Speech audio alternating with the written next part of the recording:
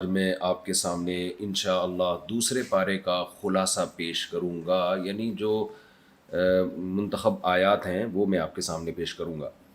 دوسرے پارے میں سب سے پہلے اللہ تعالیٰ نے قبلے کی تبدیلی کا حکم دیا ہے کہ بیت المقدس سے قبلے کو چینج کیا جا رہا ہے بیت اللہ کی طرف۔ اس پر یہود و نصارہ نے بہت شور مچایا کہ انہوں نے تو قبلہ ہی چینج کر دیا۔ تو بتایا گیا کہ تم امت معتدل امت ہو، اللہ کے حکم کو فالو کرتے ہو، کیونکہ خانہ کعبہ ابراہیم علیہ السلام نے بنایا تھا۔ اللہ کی اللہ کے علم میں اصل قبلہ جو پہلا قبلہ تھا وہ وہی تھا۔ تو مسلمانوں کو حکم دیا گیا اور بتایا گیا اینما تکونوا اینما تولوا حیث ما کنتم فولوا وجوہکم شطرہ، تم دنیا میں جہاں بھی جاؤ گے تو اپنے رخ کو بیت اللہ ہی کی طرف پھیرو گے نماز کے وقت میں۔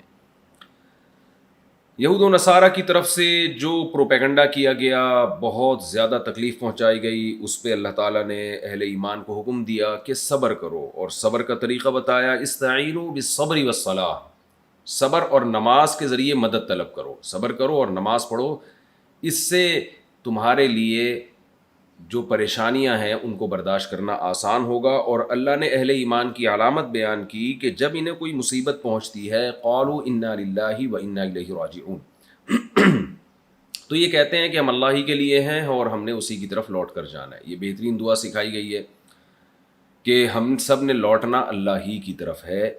تو اللہ ہمیں اس مصیبت کا بہترین بدلہ عطا فرما دے گا۔ صفا اور مروہ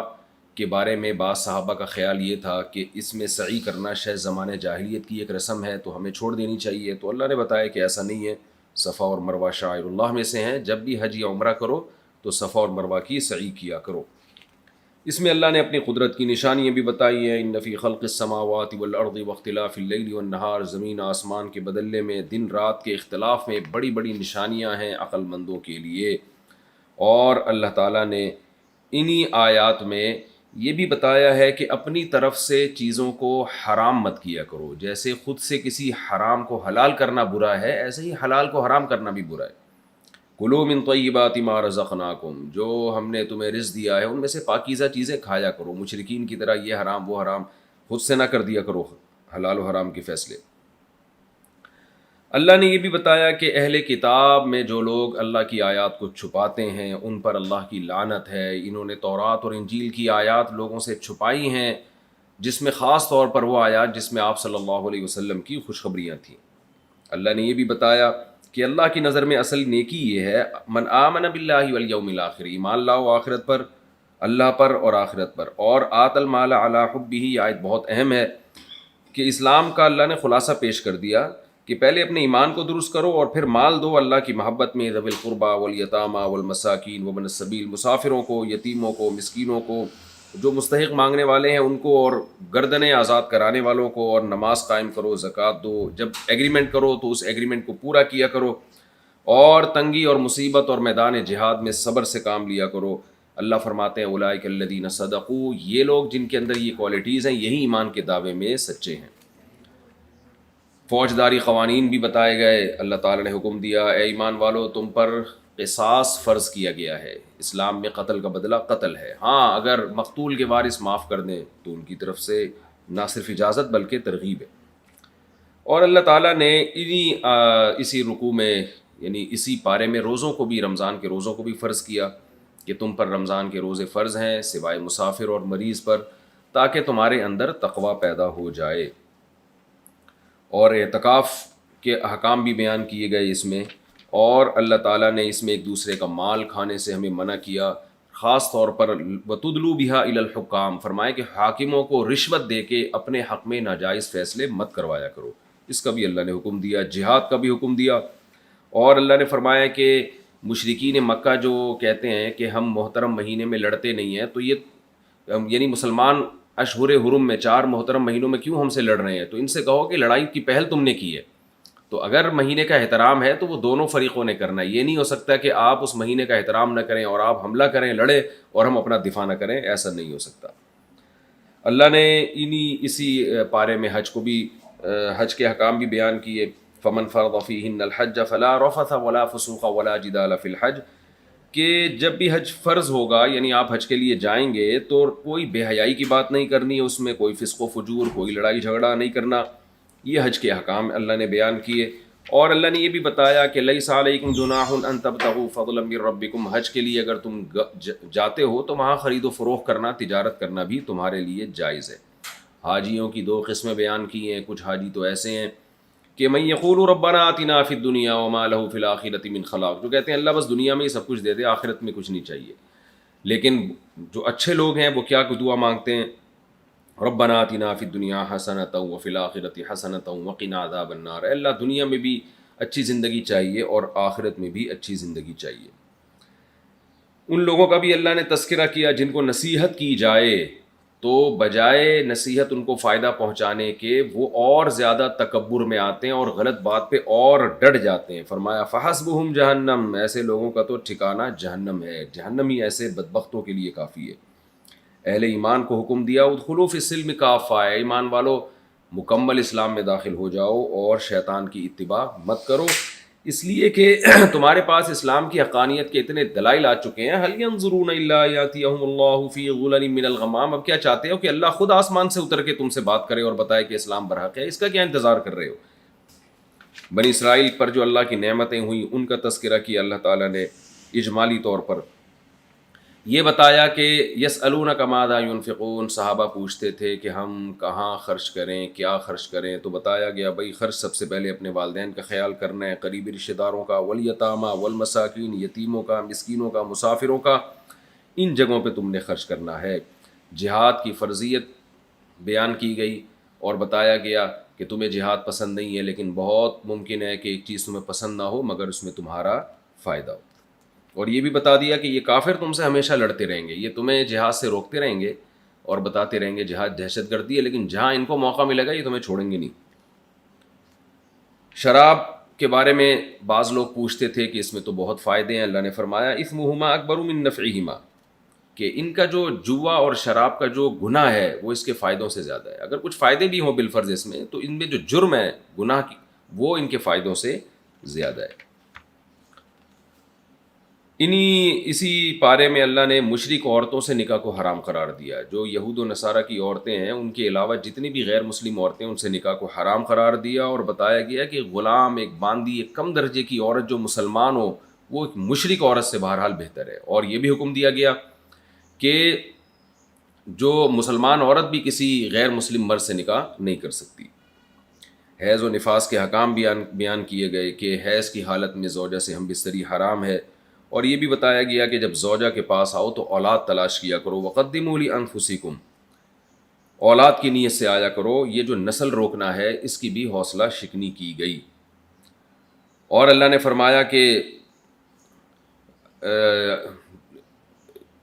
للذین یؤلون من نسائہم تربص 4 اشہر. زمانہ جاہلیت میں ایسا ہوتا تھا کہ مرد قسم اٹھا لیتا تھا کہ میں 4 مہینے تک بیوی کے قریب نہیں جاؤں گا یا زندگی بھر نہیں جاؤں گا، تو لٹکا کے چھوڑ دیتا تھا. تو اللہ نے اس کا حکم دیا کہ اگر کوئی شخص 4 مہینے تک زوجہ کے قریب نہ جانے کی قسم اٹھا لیتا ہے یا زندگی بھر نہ جانے کی قسم اٹھا لیتا ہے تو 4 مہینے کے بعد عورت نکاح سے آزاد ہو جائے گی تاکہ وہ کہیں اور نکاح کر سکے. اس عمل کو ایلا کہا جاتا ہے. تو زمانے جاہلیت میں عورت پہ ایک ظلم ہوتا تھا، اس ظلم سے وہ ظلم عورت سے ختم کیا گیا. طلاق کے حکام بیان کیے گئے. طلاق مرتان فامساک بمعروف او تسریح باحسان، کہ 1 یا 2 طلاقوں کے بعد مرد کو حق ہے کہ وہ رجوع کر سکتا ہے، لیکن وہ رجوع اس صورت میں کرے کہ اچھے طریقے سے بیوی کو رکھنا مقصد ہو، ظلم کرنا مقصد نہ ہو. اور پھر خلا کے حکام بھی بیان کیے گئے کہ طلاق کے بعد تو تم عورت سے پیسہ نہیں لے سکتے، مگر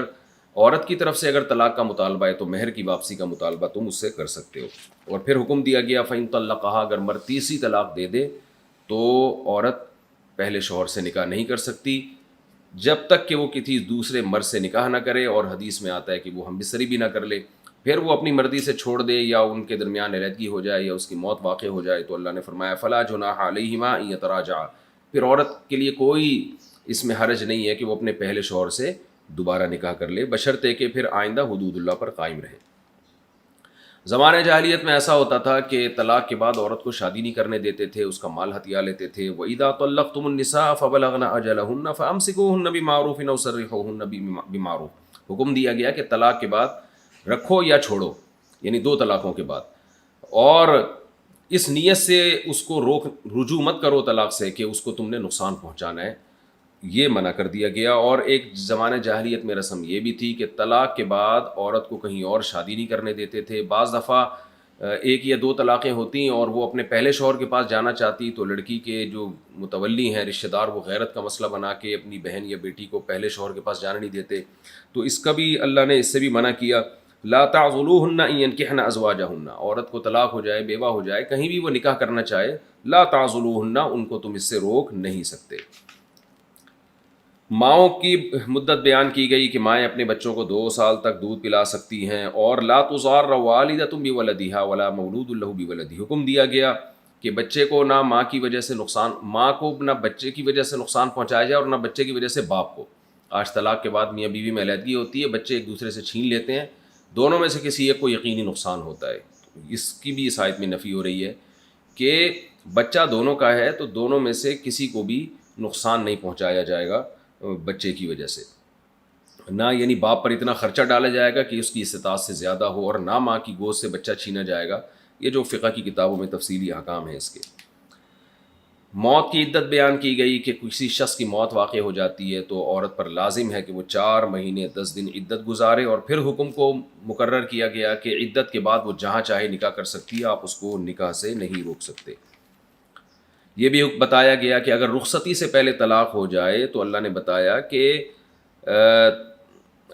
اگر مہر طے ہو چکا تھا تو فنصف ما فرضتم، تو آدھا مہر تمہیں اپنی زوجہ کو دینا پڑے گا، اور اگر مہر متعین نہیں ہوا تھا تو پھر جوڑا دینا پڑے گا، متعوہن، کچھ سامان دے کر اس کو اپنے نکاح سے آزاد کرنا پڑے گا۔ آخر میں اللہ تعالیٰ نے جہاد کے احکام بیان کیے، طالوت کا واقعہ بیان کیا کہ بنی اسرائیل میں کس طرح اللہ نے ایک پیغمبر کو حکم دیا کہ بنی اسرائیل کو جہاد کا حکم دیں، پھر طالوت کو ان کا کمانڈر بنایا، اور بنی اسرائیل کیسے لیت العال سے کام لینے لگے، اور طالوت کے ذریعے پھر اللہ تعالیٰ نے کیسے ان کو غلبہ عطا فرمایا جالوت پر، اور بنی اسرائیل کو حکم دیا تھا کہ جہاد سے پہلے تم نے نہر کا پانی نہیں پینا، جتنی بھی پیاس لگے 1 چلو پی سکتے ہو، لیکن بہت سے لوگوں نے پانی پی لیا، اس گناہ کی نحوست یہ کہ ان میں لڑنے کی طاقت ہی ختم ہو گئی، تو بہت تھوڑے لوگ جنہوں نے پانی نہیں پیا تھا وہ لڑے، اور ان میں داؤد علیہ السلام بھی تھے جنہوں نے جالوت کو یعنی کافروں کے کمانڈر کو قتل کیا، اور اللہ نے اس کے بدلے میں آپ کو حکومت بھی عطا فرمائی اور نبوت بھی عطا فرمائی۔ اور اللہ تعالیٰ نے پھر بنی اسرائیل کو اس قوم پر جو بڑی سخت قوم تھی، بڑی سخت جان قوم تھی، ان میں سے کمزور ترین لوگوں کو اللہ تعالیٰ نے اس طاقتور ترین قوم پر اللہ نے غالب کیا، اور بتایا کم من فئۃ قلیلۃ غلبت فئۃ کثیرۃ بإذن اللہ، کتنی بار ایسا ہوا کہ کمزور ترین لوگوں کو اللہ نے طاقتور پر غالب کیا ہے، اور اللہ نے خصوصیت کے ساتھ ان کمزور لوگوں کو جو طاقتوروں سے لڑ رہے تھے ان کی دعا کا بھی تذکرہ کیا کہ وہ میدان جنگ میں یہ دعا مانگتے تھے، ربنا افرغ علینا صبرا وثبت اقدامنا وانصرنا علی القوم الکافرین، اے اللہ ہم پر صبر کو انڈیل دے اور ہمارے قدموں کو جما دے، اور ہمیں ان کافروں کے خلاف ہماری مدد کر۔ یہ اس پارے کا خلاصہ تھا۔ انشاءاللہ اگلے ایپیسوڈ